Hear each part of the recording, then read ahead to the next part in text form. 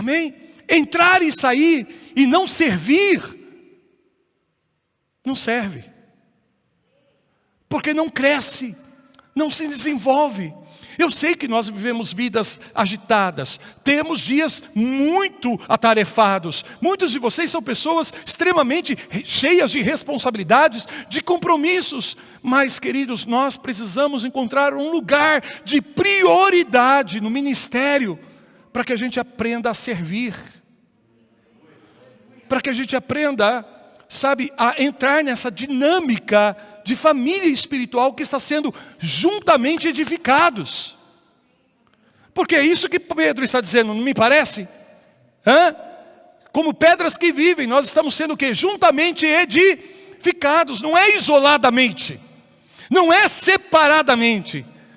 Sim, tem coisas que Deus vai tratar com você de uma maneira muito individual, mas há outras coisas que Deus só vai tratar com você em contexto de família, em contexto de estar junto. Não é à toa que você vai encontrar um monte de versículos na Bíblia que fazem menção de uns para com os outros, uns aos outros, orar uns pelos outros, apoiar uns aos outros, amar uns aos outros, servir uns aos outros, admoestar uns aos outros, apoiar uns aos outros, tantas outras coisas que não dá para a gente fazer sozinho. Precisamos estar sendo participantes de algo juntamente. Então, quando eu estabeleço aqui, te dou a oportunidade de você assumir uma responsabilidade em uma área de ministério, seja qual for. Irmão, não é para te prender aqui, não é para te segurar aqui. Você não me conhece se você pensa desse jeito. Função, cargo, não segura ninguém na igreja. Aliás, se usar isso como um meio de segurar as pessoas na igreja, estamos indo por um caminho equivocado. A motivação está errada. Tanto para quem faz isso, os líderes que fazem isso, como também para quem assume uma responsabilidade dentro da igreja, só para ficar na igreja. Se não me der cargo, se não me der função, eu não participo mais da igreja. Entende o que eu estou falando? Não é isso. E eu também não quero tirar proveito da tua habilidade, do teu tempo, do teu talento. O que eu quero é uma oportunidade para que você aqui cresça junto, para que você se desenvolva junto.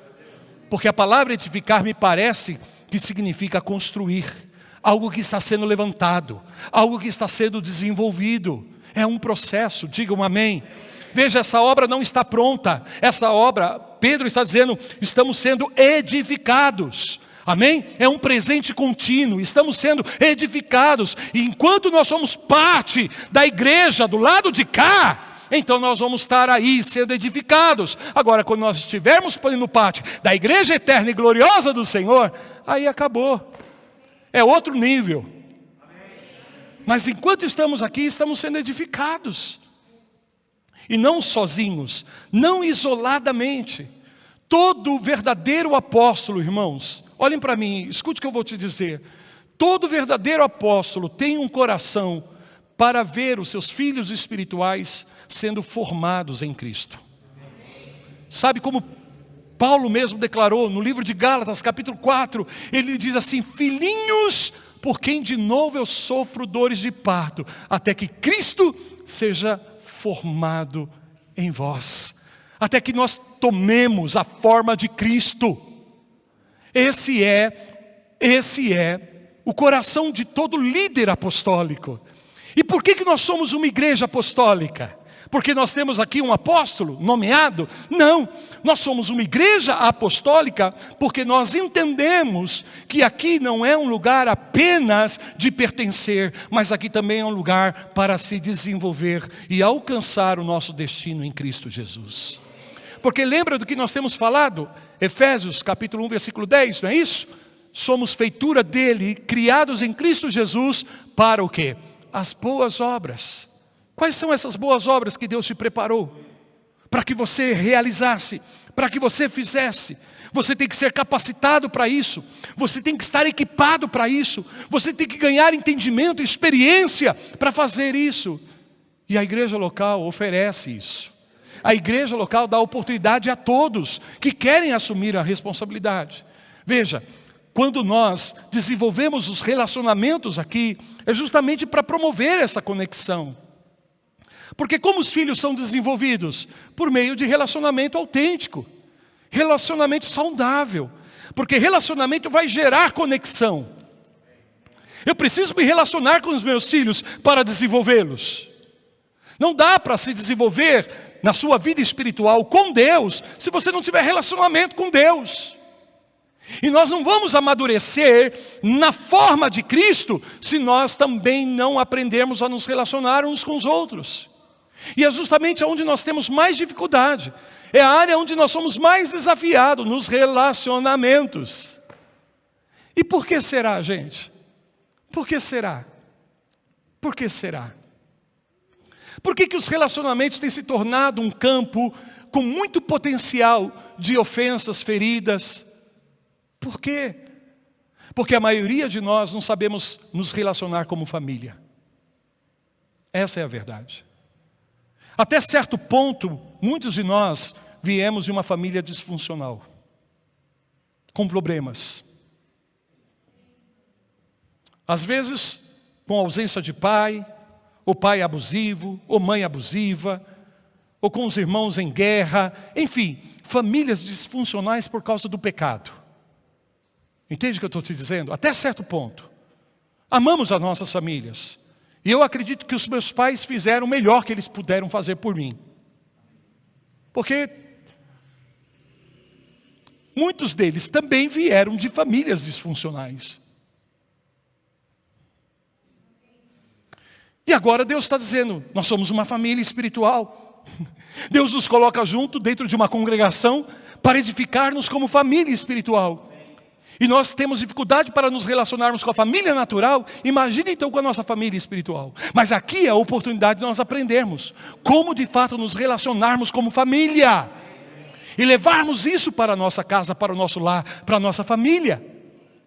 Sim, porque até certo ponto todos nós sofremos, padecemos pela questão família. E aí o Senhor nos põe juntos, como pedras vivas. E como é que Ele põe essas pedras? Uma longe da outra? Não. Você vai numa casa de materiais de construção e você vai encontrar um monte de tijolos, blocos lá. E pedras espalhadas. Você não tem um edifício, você não tem uma casa, você não tem uma habitação. Não é o fato de ter pedras em um lugar que você tem um edifício, que você tem uma casa, que você tem uma habitação. Mas quando essas pedras são colocadas no lugar, umas às outras, é que vão gerar essa estrutura. Para que nasça daqui um sacerdócio santo para o Senhor. Um sacerdócio santo para o Senhor. O foco pastoral de uma igreja, de um ministério, é o cuidado, é o zelo. Amém? É se importar com as pessoas. Isso é muito importante, mas nós não podemos ficar só aí. Nós também precisamos nessa visão apostólica que nos ativa para esse destino que nós temos em Cristo. Sabe? Para aprendermos a usar os dons que Deus tem nos dado. Ou como a Fernanda, compartilhando com as crianças aqui, em um determinado momento ela disse, nós temos que ser mordomos, administradores da criação. Quantas coisas Deus tem colocado na tua vida, e eu e você temos que aprender a desenvolver isso, a administrar isso. Dons, talentos, habilidades, que se não forem ajustados, que não forem trabalhados, desenvolvidos, estarão aí, mas não cumprirão o seu propósito. Olha para a pessoa que está do teu lado e diz, que bom que eu tenho você perto de mim. Digam glória a Deus. E esses relacionamentos aqui é justamente para conferir a nós essa identidade espiritual que nós temos em Cristo. A primeira coisa que o relacionamento cristão promove, que esse relacionamento familiar, espiritual promove, é nos afirmar na nossa nova identidade em Cristo Jesus. É aprender quem você é em Cristo e quem é Cristo em você. E saber que você é amado e que você pertence. Aleluias! Mas veja, não é só isso. Identidade é o fundamento, é a base. Mas depois nós temos que ir para o nível da comunidade. Porque o que é comunidade? é aprender que nós não estamos sozinhos, é aprender que a vida não se trata só da gente, que tem outras pessoas. Assim é com as crianças. Você começa a dar os brinquedos, eles vão brincando, e aí quando uma criança se aproxima, o irmãozinho, a irmãzinha se aproxima, a criança logo pega o brinquedo, é meu, é meu, é meu. E quem ensinou isso para as crianças? E aí nós temos que fazer o que, profeta? Ensinar o quê? A compartilhar. Que não se trata só de você, que se trata de outras pessoas também. E aí quando você começa a desenvolver essa comunidade, então você pode ir para um nível de maturidade. Amém? E a maturidade é saber que você não é o centro, que tudo tem que, orbitar em torno de você. Não, Cristo é o centro. Vou dizer isso de novo, Cristo é o centro. Cristo é o centro. E se Ele é o centro, eu começo a entender que eu preciso aprender a processar as minhas dores, as minhas decepções, as minhas dificuldades em Deus. E isso é uma característica de uma pessoa que está amadurecendo espiritualmente. Ela não toma uma postura de vítima, ela não toma uma postura de, eu sou um coitado. Ela não se ofende ao ponto de dizer, fizeram isso comigo, me machucaram, não tinham razão, não tinham direito, e fizeram, e a pessoa se apega e fica ofendida para sempre. Isso é falta de maturidade espiritual. Vou dizer de novo, isso é falta de maturidade espiritual. Porque quando você começa a vivenciar o processo de amadurecimento espiritual, você começa a aprender a lidar com as ofensas. Você sabe que para a ofensa você tem que perdoar, que você tem que aprender a lidar com a dor que a vida oferece a você. Porque a vida não é só alegria, sim ou não, gente? Tem perdas, tem dor, tem decepções. E eu não posso deixar que essas coisas me abatam a tal ponto de eu perder a minha perspectiva em Deus. E saber que Deus pode usar todas essas coisas para o meu bem, segundo o propósito que Ele tem na minha vida. Outro sinal de maturidade é você aceitar a disciplina, a correção. Você quer ver quanto uma pessoa é madura espiritualmente falando? Corrige ela. Repreenda ela em algo. Discipline ela em algo. E aí então a pessoa, por que isso? Porque temos áreas na nossa vida que nós precisamos desenvolver. Ninguém gosta de ser disciplinado. Eu falava isso esses dias aqui, amém? Ninguém gosta de ser corrigido. Isso nos incomoda, porque atenta contra o nosso ego, contra o nosso orgulho. E às vezes nós tomamos isso como algo muito pessoal, como se fosse uma rejeição, como se nós fôssemos inadequados. A Bíblia diz que a disciplina no Senhor, ela existe para o nosso aperfeiçoamento, para o nosso aproveitamento. Se eu rejeito a disciplina, eu perco a oportunidade de crescer e melhorar. Mas se eu abraço com humildade a disciplina, então Deus vai me dar graça para que eu possa subir ao próximo nível. Você quer ficar estancado ou você quer crescer? Você quer parar ou você quer avançar? Amém? Maturidade. E para a maturidade você precisa assumir responsabilidade. Sim ou não, gente? Assumir responsabilidade. Uma coisa leva a outra. Mais responsabilidade, mais maturidade. Quanto mais maturo, mais responsável você se torna. Porque agora você sabe que não se trata só de você. Amém? Que você tem uma família, que você tem uma comunidade. Quando garotão, se eu quisesse trabalhar, eu ia. Se eu não quisesse, eu não ia. Amém? Mas chegou um momento que eu tinha uma família. Tinham pessoas que dependiam de mim. Então não importava se eu estava afim ou não, eu tinha que fazer aquilo. Responsabilidade, devido à maturidade. Isso vai gerando maturidade. A vida é assim. Digam glória a Deus. Então, essa família confere o que a nós? Identidade, comunidade, maturidade, responsabilidade, para que de fato nós possamos alcançar o nosso destino no Senhor. Sem isso, nós não chegamos ao nosso destino em Deus. Sem essas coisas, nós não chegamos ao nosso destino em Deus. Por favor, abra mais uma vez a sua Bíblia nessa noite em 1 João agora, capítulo 2. Diz assim, capítulo 2, a primeira carta de João, versículos 12 a 14. Filhinhos, eu vos escrevo, porque os vossos pecados são perdoados por causa do seu nome. Pai, eu vos escrevo, porque conheceis aquele que existe desde o princípio.